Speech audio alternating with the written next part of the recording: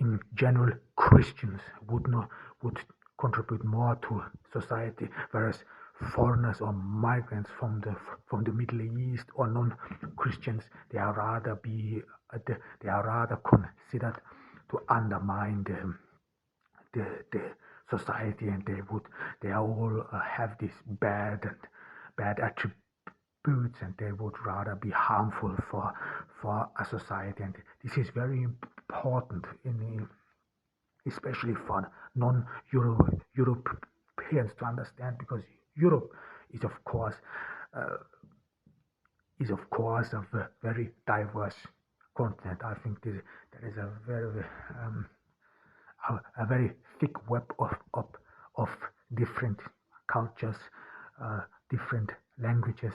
I think you would not find something like this in the world, maybe in India or in other parts of Asia. So in this sense, Europe is unique, but nevertheless, there are so there is a difference between in the perception of being European and being part of the Christian culture, and being a foreigner who's been considered um, rather undermining the culture.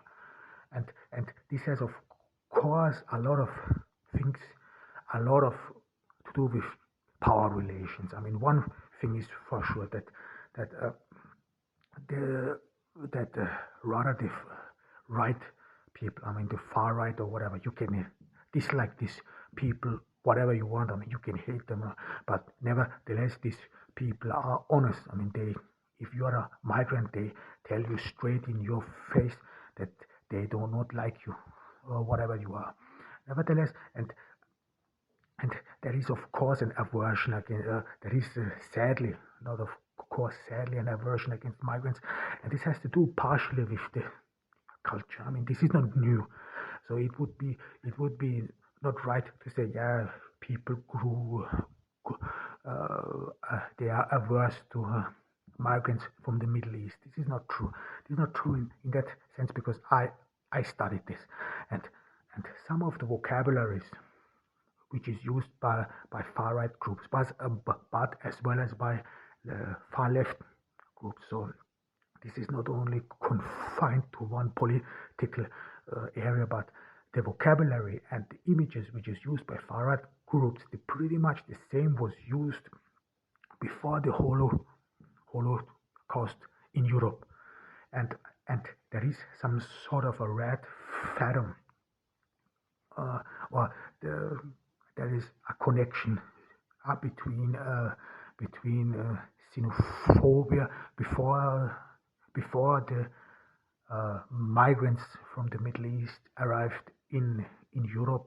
I can only speak for specifically for Austria as well as but in Germany, and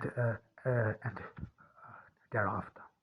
I mean, this is very important. So this is, you cannot solely blame people from the Middle East or non-Christian for having incurred the wrath of nationalists.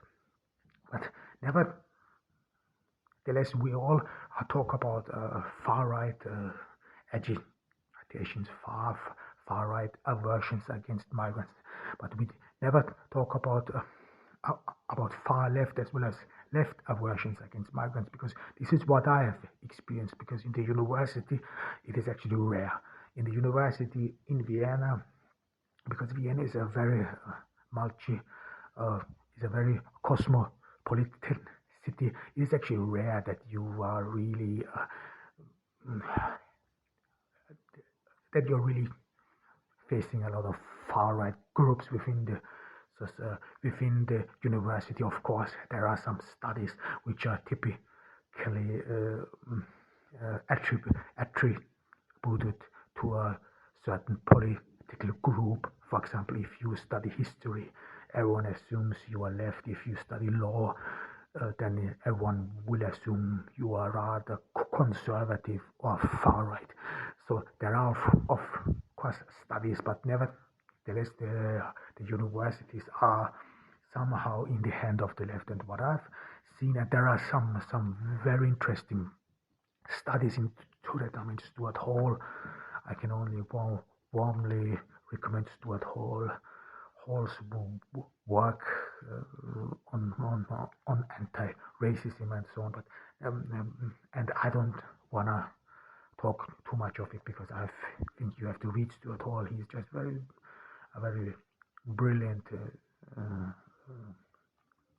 to read it, and I can only recommend you reading it. However, but within the left, or people from the left, they are mostly in Germany as well as in Austria. They are mostly from the middle class, and they have actually not really, they don't really socialize with migrants. This is as well as I've seen recent statistics about American young leftist students who go to these elite universities, which are overly white, where the overall majority of these people are white. They come from at least from the middle class, and and and there are not many non-whites there, at least not blacks. But of course, there are as well as many, and in this white leftist elite is somehow is only among them. They are somehow secluded. They are confined in a small, you can almost say, gated community, and there they somehow, despite the fact they are all justice warriors who are fighting for equal rights and for more rights for migrants. Nevertheless, I mean, they did not have really they they don't really socialize with them. I mean, one example is of course Corbyn, Jeremy Corbyn in the UK. I mean, I personally never liked that man.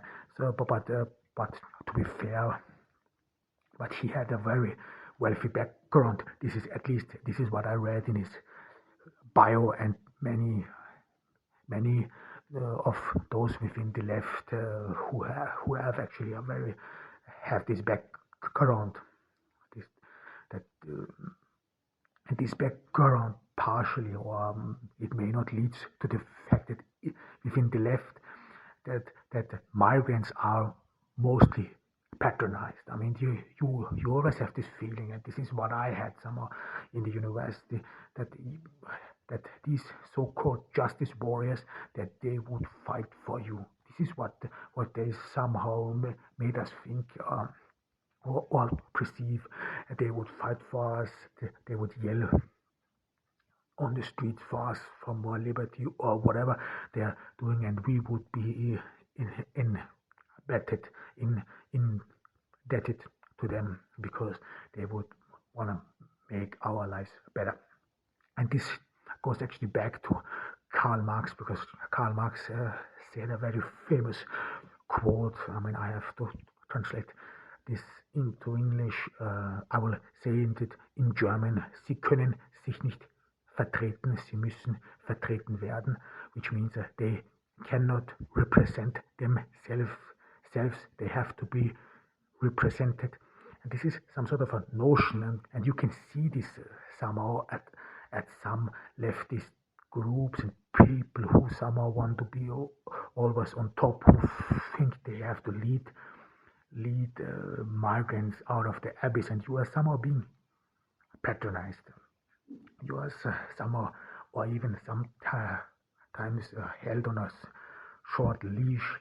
And in Austria, it was indeed partially the case. You are of course a voter, because about 1 million Austrians have a non-migrant have a migrant background. This is a lot if you consider that Austria has only 8 million inhabitants, and of course this is a force. This is a force within the society, and everyone, especially before election days, you see all kinds of photos, all kinds of photo shootings where politicians want to show themselves, or trying to show themselves as